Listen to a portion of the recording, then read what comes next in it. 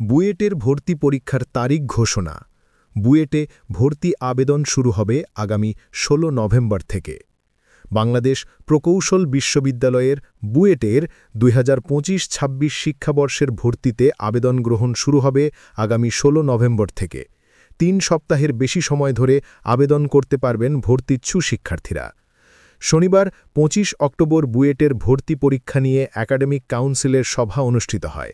সভায় এবার প্রাথমিক বাছাই পরীক্ষা না নেওয়ার সিদ্ধান্ত নেওয়া হয়।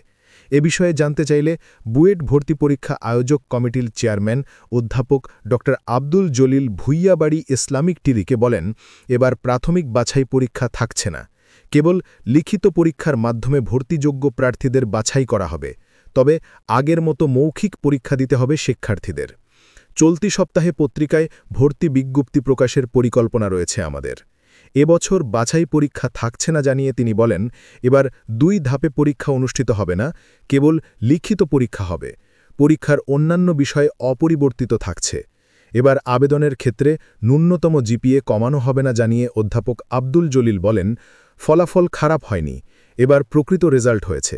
যারা প্রকৃত মেধাবী তারা জিপিএ 5 পেয়েছে। আমাদের আবেদন যোগ্যতায় কোনো পরিবর্তন আসছে না। এইচএসসিতে জিপিএ 5 পাওয়া লাগবেই। এই ছাড়া পদার্থ, রসায়ন এবং গণিতে পৃথকভাবে জিপিএ 5 পেতে হবে, যেটি আগেও ছিল।